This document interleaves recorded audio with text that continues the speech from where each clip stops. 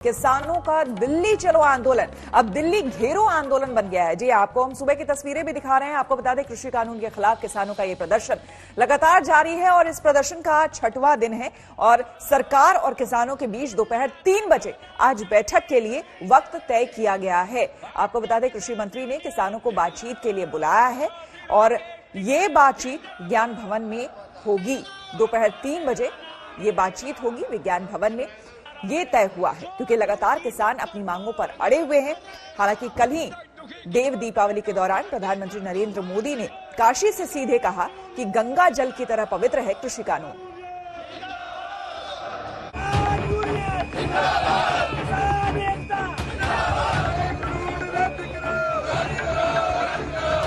हक पर लड़ना सीखो, जीना है तो मरना सीखो, युग की ये आवाज है। मोदी तेरे राज में, फसल तेरे राज में, मोदी तेरे राज में, फसल तेरे राज में।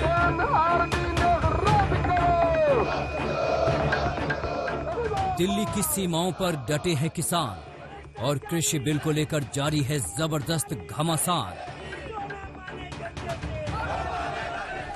किसानों की घेराबंदी के बीच सरकार ने नई पहल की है और आज दोपहर 3 बजे किसान नेताओं को बातचीत के लिए विज्ञान भवन में बुलाया है। सरकार की तरफ से प्रस्ताव दिया गया है कि जो किसान संगठन पहले दौर की बातचीत में शामिल थे वो बातचीत के लिए विज्ञान भवन आए। कृषि मंत्री ने कहा कि इससे पहले अक्टूबर और नवंबर में 2 दौर की बातचीत हो चुकी है और तीसरे दौर की बातचीत के लिए 3 दिसंबर की तारीख तय थी, लेकिन किसानों ने तय तारीख के पहले ही आंदोलन शुरू कर दिया।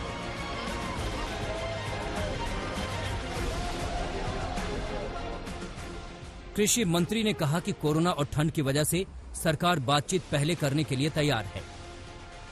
किसान आंदोलनरत हैं और सर्दी का मौसम है, कोविड का भी संकट है और इसलिए ऐसा लगता है कि 3 दिसंबर से पहले भी वार्ता की जाए और कोई रास्ता निकले तो ज़्यादा अच्छा होगा। इसलिए 1 दिसंबर को दोपहर 3 बजे विज्ञान भवन में उन सभी किसान यूनियन के नेताओं को आमंत्रित किया गया है जो पहले दौर की वार्ता में उपस्थित।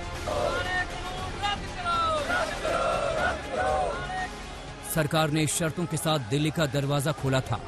बुराड़ी मैदान में किसानों के विरोध प्रदर्शन की इजाजत दी गई थी, लेकिन किसान जंतर मंतर जाने की जिद पर अड़े हैं। उन्हें बुराड़ी का मैदान जेल जैसा लग रहा है। बुराड़ी ग्राउंड को ओपन जेल यानी कि कैद किसान करार दे रहे हैं। आखिर क्यों, ये जानने के लिए हमारे साथ तमाम किसान यूनियन के कार्यकर्ता और नेता भी हैं। आप देख रहे हैं पीछे कि यहाँ पे प्रधानमंत्री नरेंद्र मोदी के साथ साथ कृषि मंत्री और पीयूष गोयल साहब और मनोहर लाल खट्टर, इन सब की तस्वीरें हैं। उनका पुतला जो है वो फूकने की तैयारी में है किसान। और आखिर क्यों उनको लगता है ये ओपन जेल है, उन किसानों से पूछते हैं। हम बरारी में कैद हो गए हैं। बरारी में कैद क्यों हो गए? कैद इसलिए हो गए, हम जंतर मंतर पे जाना चाहते हैं। हमारे जथेबंदियों का जो लान था वो ये था कि जंतर मंतर में हम धरना लगाएंगे, वहां जाकर के बात करेंगे। अगर नरेंद्र मोदी शर्त रख सकता है, हम किसान जथेबंदियां क्यों नहीं रख सकते? नतीजा ये है कि सरकार का बुराड़ी प्लान फेल हो गया। जो किसान यहाँ पहुँचे थे वो वापस लौटने लगे। जाते जाते पीएम और कृषि मंत्री का पुतला भी फूंक गए। दूसरी तरफ दिल्ली को घेर कर बैठे किसान बॉर्डर से हटने को तैयार नहीं हैं और अब वो दिल्ली के 5 एंट्री पॉइंट्स को सील करने की तैयारी में हैं। राजधानी दिल्ली को वैसे तो पड़ोसी राज्यों से जोड़ने वाली कई सड़कें हैं, लेकिन ये 5 एंट्री पॉइंट्स सबसे खास हैं, जिसमें दिल्ली चंडीगढ़ हाईवे पर सिंघू बॉर्डर, दिल्ली रोहतक हाईवे पर Tikri border, Delhi Ghaziabad border, Delhi Noida border, Delhi Jaipur highway पर रजौकरी बॉर्डर। सिंघू बॉर्डर और टिकरी बॉर्डर पूरी तरह बंद हैं। गाजियाबाद बॉर्डर पर भी भारी संख्या में किसान डेरा डंडा गाड़ बैठे हैं। सिंघू बॉर्डर पर इनकी तादाद 2 से 3 हजार है। टिकरी बॉर्डर पर 1500 किसान जमे हुए हैं, जबकि दिल्ली गाजियाबाद बॉर्डर पर किसानों की संख्या 1000 के करीब है। किसानों की संख्या घटती बढ़ती रहती है। बैरिकेडिंग के दूसरी तरफ पुलिस भी पूरी तैयारी के साथ मुस्तैद है। किसान अब दिल्ली के बाकी बॉर्डर को बंद करने की तैयारी में हैं। सूत्रों के मुताबिक खबर है कि राजस्थान के किसानों को दिल्ली जयपुर बॉर्डर को बंद करने को कहा गया है, जबकि आगरा मथुरा हाईवे को भी बंद किया जाएगा। यानी दिल्ली पूरी तरह से सील करने की कोशिश होगी। देश के किसान अपने मन की बात मोदी जी को सुनाने आए हैं, तो हमने जो मोदी जी को बोला है कि किसानों के मन की बात सुनो, वरना आपको बहुत महंगा पड़ेगा और इसका जो सबक आपको मिलेगा, आप और आपकी पार्टी और ये रूलिंग पार्टी और भारत सरकार को हमेशा हमेशा याद रहेगा। इसके लिए हमारे किसान आर पार की लड़ाई लड़ने के लिए आए हैं। किसानों की दो मांग है। पहली ये कि उनकी बात सुनी जाए और उन्हें दिल्ली के जंतर मंतर तक जाने दिया जाए, और दूसरी मांग न्यूनतम समर्थन मूल्य को लेकर है।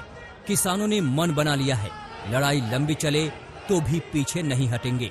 अन्नदाता पूरी तैयारी से जुटे हैं। ट्रैक्टर ट्रॉली घर बन गया है, सड़क पर लंगर लग गए हैं। किसान शिफ्ट में धरना दे रहे हैं। एक दल धरने पे बैठता है तो दूसरा दल खाने पीने के सामान की व्यवस्था करता है। सभी को अलग अलग जिम्मेदारी दी गई है। किसानों और सरकार के बीच की जो लड़ाई है वो अब आर पार की हो चुकी है। किसानों ने बीच हाईवे पर अपना तंबू तान दिया है, अपना टेंट लगा दिया है, अपनी झोपड़ी बना दी है। क्या है मकसद? और साथ ही साथ हम आपको एक और दिखाएं, एक यहाँ पर नोटिस भी चिपका दिया है और यहाँ पर लिखा गया है कि भारतीय किसान यूनियन की धारा 288 लागू है। क्या योजना है आगे? योजना ये है कि अगर सरकार बात नहीं मानेगी तो पेरीफेल जो है दिल्ली के चारों तरफ, उसके नीचे लोग बैठेंगे और उसके ऊपर को भी जाम करेंगे। तो ये पूर्ण रूप से प्लान है। पुलिस और सरकार उन्हें दिल्ली के केंद्र कहे जाने वाले जंतर मंतर में किसी कीमत पर घुसने देने को तैयार नहीं है। बॉर्डर पर भारी तादाद में पुलिस बल तैनात है। 14 डीसीपी स्तर के अफसर बॉर्डर पर निगरानी कर रहे हैं। ड्रोन कैमरे से निगरानी की जा रही है। सादे लिबास में किसानों के बीच पुलिस के जवान घूम रहे हैं। मौसमी सिंह और कुमार कुणाल के साथ अरविंद ओझा, दिल्ली आज तक। काशी से प्रधानमंत्री मोदी ने देश के किसानों के नाम संदेश दिया है। कृषि सुधार कानून का विरोध कर रहे किसानों को प्रधानमंत्री की बात गौर से सुननी चाहिए, क्योंकि प्रधानमंत्री के संदेश में मौजूदा गतिरोध के समाधान का रास्ता मौजूद है।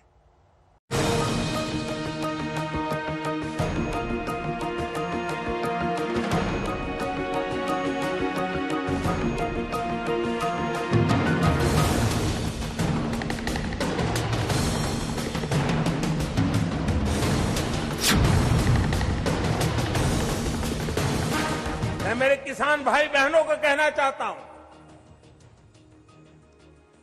और मां गंगा के घाट पर से कहना चाहता हूं, काशी जैसी पवित्र नगरी से कह रहा हूं, अब छल से नहीं, गंगा जल जैसी पवित्र नीयत के साथ काम किया जा रहा है। काशी की पवित्र जमीन से प्रधानमंत्री मोदी ने दिल्ली में आंदोलन कर रहे किसानों को सीधा संदेश भेजा। बिना विपक्ष का नाम लिए कृषि सुधार कानून पर कंफ्यूजन के पीछे छल वाले खेल पर प्रहार किया। बीते कुछ समय से हम एक नया ट्रेंड देख रहे हैं। हम अब देख रहे हैं कि अब विरोध का आधार फैसला नहीं, बल्कि भ्रम फैलाकर, आशंकाएं फैलाकर, फिर तो भविष्य में ऐसा होगा, फिर तो भविष्य में ऐसा होगा, अब तो ये होने वाला है, उसको आधार बनाया जा रहा है। अपप्रचार किया जाता है कि भाई फैसला तो ठीक है, लेकिन पता नहीं इससे आगे चलकर क्या क्या होगा, और फिर कहते हैं ऐसा होगा। प्रधानमंत्री ने किसान आंदोलन पर बड़ी बात कही। कहा सरकार की नीति और नियत गंगा जल की तरह पवित्र है, लेकिन जैसे ही 70 साल से किसानों को छलने वालों की दुकान पर ताला लगा, छल का नया प्रयोग शुरू हो गया। जब इतिहास छल का रहा हो, तब दो बातें बड़ी स्वाभाविक है। पहली ये कि किसान अगर सरकारों की बातों से कई बार आशंकित रहता है, तो उसके पीछे दशकों का ये लंबा छल का इतिहास है। और दूसरी ये कि जिन्होंने वादे तोड़े, छल किया, उनके लिए ये झूठ फैलाना एक प्रकार से आदत बन गई है, मजबूरी बन चुका है। जो पहले होता था वैसा ही अब भी होने वाला है, क्योंकि उन्होंने ऐसा ही किया था। इसलिए वही फॉर्मूला लगा करके आज भी देख रहे हैं। आज की ये तस्वीरें संयोग नहीं प्रयोग है, इसकी संपूर्ण व्याख्या मोदी ने की। पहले तो मंडी के बाहर हुए लेन देन ही गैर कानूनी माने जाते थे। ऐसे में छोटे किसानों के साथ अक्सर धोखा होता था, विवाद होते थे, क्योंकि छोटा किसान तो मंडी पहुंच ही नहीं पाता था। अब ऐसा नहीं है। अब छोटे से छोटा किसान भी मंडी से बाहर हुए हर सौदे को लेकर कानूनी कार्यवाही कर सकता है। मोदी ने एक एक शब्द किसानों के मन में पैदा हुए कंफ्यूजन को दूर करने के लिए बोले। किसान हित में किए गए कृषि सुधार ऐसे ही विकल्प किसान को देते हैं। अगर किसान को कोई ऐसा खरीदार मिल जाए जो सीधा खेत से उपज उठाए, जो ट्रांसपोर्ट से लेकर लॉजिस्टिक के हर प्रबंध करे और बेहतर कीमत दे, तो क्या किसान को अपनी उपज उसे बेचने की आजादी मिलनी चाहिए कि नहीं मिलनी चाहिए? कृषि सुधार कानून को लेकर कई तरह के सवाल पर प्रधानमंत्री ने पिक्चर साफ कर दी। किसानों को समझाया गया कानून सिर्फ विकल्प है जो पुराने सिस्टम के साथ काम करता रहेगा। क्या किसान की इस बड़े मार्केट और ज्यादा दाम तक किसान की पहुंच होनी चाहिए कि नहीं होनी चाहिए? अगर कोई पुराने सिस्टम से ही लेन देन को ठीक समझता है तो उस पर भी इस कानून में कहां कोई रोक लगाई है भाई? सीधे शब्दों में प्रधानमंत्री ने काशी से किसानों को बड़ा पैगाम दिया। मोदी ने 6 साल का रिपोर्ट कार्ड पेश किया। 4 करोड़ किसान फसल बीमा योजना से जोड़ा। देश भर में यूरिया की कालाबाजारी को खत्म की। 6 साल में देश में कभी यूरिया की कमी नहीं हुई। स्वामीनाथन आयोग की सिफारिश को लागू किया। सिफारिश के अनुसार 1.5 गुना एमएसपी दिया गया। धान, गेहूं और दलहन की रिकॉर्ड खरीदारी की। किसानों को मोदी ने अपना ट्रैक याद दिलाया। ये भरोसा भी दिया कि जल्द समाधान होगा। जिन किसान परिवारों की अभी भी कुछ चिंताएं हैं, कुछ सवाल है, तो उनका जवाब भी सरकार निरंतर दे रही है, समाधान करने का भरपूर प्रयास कर रही है। मां अन्नपूर्णा के आशीर्वाद से हमारा अन्नदाता आत्मनिर्भर भारत की अगुवाई करेगा। मोदी ने करंट सिचुएशन के सॉल्यूशन की बात की। इस पर किसान और विपक्ष का रिएक्शन भी आया। प्रधानमंत्री जी इसमें इंटरवीन करें और इन तीनों कानून को वापस लेने की घोषणा करें और उसके बाद चर्चा कर सकते हैं कि किस तरह से किया जा सकता है। जो सुझाव आए हैं उन सुझाव पर भी बाद में चर्चा हो सकती है, लेकिन तत्काल मैं समझता हूं कि किसान जाने वाले नहीं हैं। उन्होंने भी फौलादी संकल्प लेके पहुंचे हैं।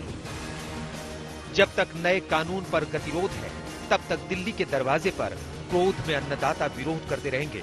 आज प्रधानमंत्री का संदेश देश के किसानों तक पहुंच गया है। अब देखना है कि किसानों का नेक्स्ट स्टेप क्या होगा। आज तक ब्यूरो। वाराणसी में प्रधानमंत्री मोदी दशकों तक विपक्ष के छल से किसानों की आशंका का जिक्र कर रहे थे। नए कृषि कानूनों को किसानों के हित में बता रहे थे, लेकिन दिल्ली में बैठे किसान अपनी बात पर अड़े हुए हैं।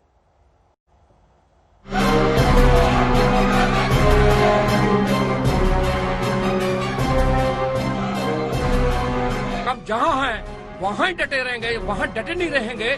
जैसे आगे भी प्लान करेंगे, आज रात को भी करेंगे, कल फिर सुबह करेंगे कि आगे कैसे बढ़ना है।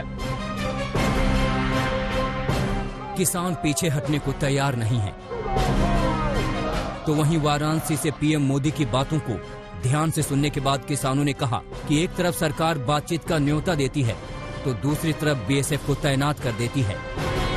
जब मोदी जी जो मन की बात करते हैं, जो कल हमने उनका कंडीशनल इन्विटेशन था उसको रद्द किया कि कंडीशन हम नहीं मानेंगे, आज उनका कवायद शुरू हो गया। दूसरा, जैसे बोलते हैं कि मुंह में राम राम बगल में छुरी, ऐसा मोदी ने कर दिया है। अभी बीएसएफ लगाया है और दूसरा लगाया है। वहीं किसान आंदोलन में सक्रिय स्वराज इंडिया के अध्यक्ष योगेंद्र यादव पीएम मोदी को पुराना वादा याद दिला रहे हैं। मोदी जी, आप मेरी बात न माने, ये किसान तो बेवकूफ है, इनकी बात भी मत मानो। आप ऐसा करें, सन 2011 में गुजरात के मुख्यमंत्री थे, उनका नाम था नरेंद्र मोदी, उनकी बात तो मान लो।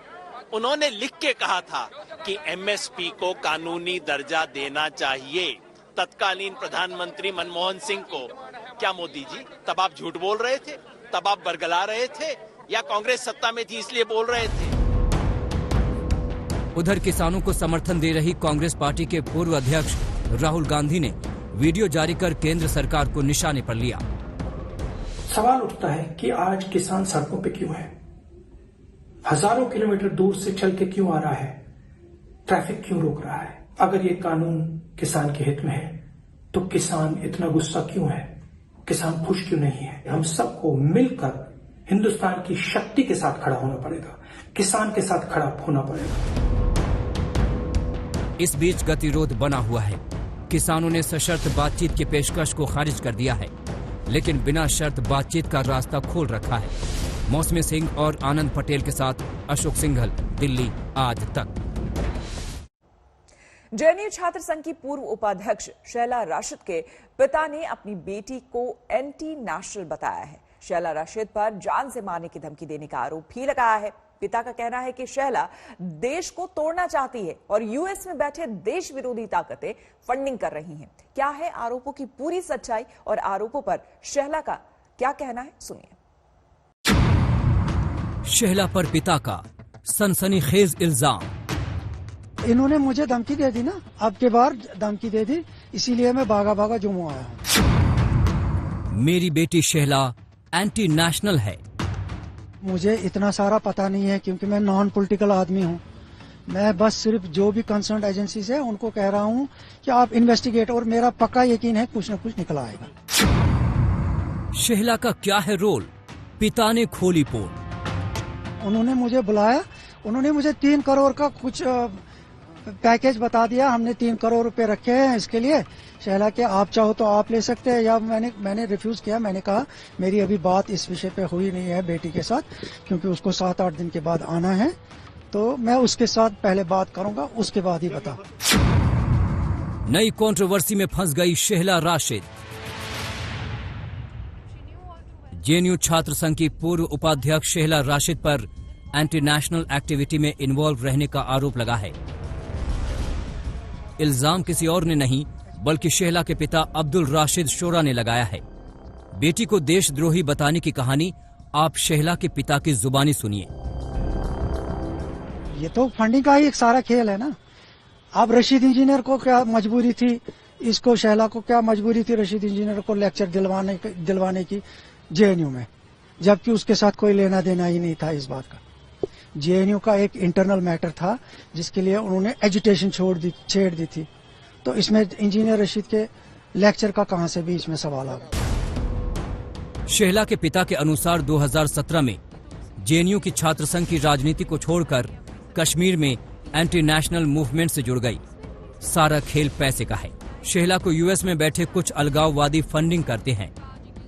मैं कुल मिला के ये कह रहा हूं कि फंडिंग जहां से भी, क्योंकि ये एनजीओज भी चलाती है, उन एनजीओज की भी इन्वेस्टिगेशन होनी चाहिए। अपने आप पता लग जाएगा कि पैसा कहाँ, और लीगल डॉक्यूमेंट्स में ये दिखा रहे कि ये बेकार है, अनएम्प्लॉयड है, तो एक अनएम्प्लॉयड कहां तक खर्चा कर सकता है, तो उसकी तो जांच होनी चाहिए ना। अपने आप सबको पता लग जाएगा कि फंडिंग कहां से आ रही है, क्यों आ रही है और किसके लिए आ रही है। शेहला को उनके ही पिता ने एंटी नेशनल बताया। डीजीपी को चिट्ठी लिखकर खुद के लिए सिक्योरिटी मांगी है, क्योंकि शेहला से उन्हें जान का खतरा है। इन्होंने मुझे धमकी दे दी ना, अब के बार धमकी दे दी, इसीलिए मैं भागा भागा जम्मू आया हूँ। आरोप के मुताबिक देश विरोधी गतिविधि में सिर्फ शेहला ने अपनी मां और बहन को शामिल कर रखा है। शेहला की मां जुबैदा, शेहला की बड़ी बहन आसमा, शेहला का बॉडीगार्ड साकिब। हिंदुस्तान वाले क्यों देंगे इनको? हिंदुस्तान वाले हिंदुस्तान को तोड़ने के लिए ये पैसे देंगे? ये तो सीधी बात है, बाहर से ही आता होगा ना फंड, फॉरेन एजेंसी से। देखिए इसमें यूएस में तो ये सारे लोग सेटल है, जैसे आप नाम ले रहे हैं ज़हूर वटाली का और फिरोज पीरजादा का, इनके देखो कितनी एस्टेब्लिशमेंट्स है। पिता के आरोप पर शेहला की सफाई आई। सारे आरोपों को बेबुनियाद बताते हुए उल्टा पिता पर गंभीर आरोप लगाए। शेहला ने सोशल मीडिया पर लिखा, हम परिवार के करीबी की मौत का मातम मना रहे हैं। इस घड़ी में मेरे पिता द्वारा मेरी मां और मेरी बहन के विरुद्ध बेबुनियाद और झूठे इल्जामों से बहुत दुखी हूं। ये हमारा पारिवारिक मामला है, लेकिन आरोप बहुत गंभीर हैं, इसलिए मैं जवाब दे रही हूं। तथ्य ये है कि पिता के खिलाफ कोर्ट में मैंने, मेरी मां और मेरी बहन ने घरेलू हिंसा का केस किया था। पिता के आरोप इसी का रिएक्शंस हैं। पिता के आरोप पर शेहला ने सफाई दी है। इस वक्त शेहला कश्मीर की राजनीति में एक्टिव हैं। पिछले साल Shehla Jammu Kashmir people's movement party में शामिल हुई थी, लेकिन कुछ महीनों में ही पार्टी छोड़ दी। वैसे जेएनयू के पूर्व छात्र नेता का विवादों से पुराना नाता रहा है। पहली बार जेएनयू में राष्ट्र विरोधी नारेबाजी के वक्त शेहला सुर्खियों में आई थी। उसके बाद कभी केंद्र सरकार पर, कभी सेना पर, तो कभी कश्मीर को लेकर शेहला विवादित और फर्जी ट्वीट से विवादों में घिरी। कंट्रोवर्सी नंबर 1, जेएनयू में राष्ट्र विरोधी नारेबाजी। कंट्रोवर्सी नंबर 2, नरेंद्र मोदी पर आपत्तिजनक बयान। कंट्रोवर्सी नंबर 3, भारतीय सेना पर विवादित ट्वीट। कंट्रोवर्सी नंबर 4, कश्मीरी लड़कियों पर फर्जी ट्वीट। कंट्रोवर्सी नंबर 5, धर्म पर विवादित बयान। शेहला के खिलाफ पहले से देशद्रोह, नफरत और अफवाह फैलाने की धाराओं में केस दर्ज है। अब पिता की शिकायत पर शेहला के खिलाफ जांच के आदेश दिए गए हैं, यानी नए विवादों में फंस गई है शेहला। आज तक ब्यूरो।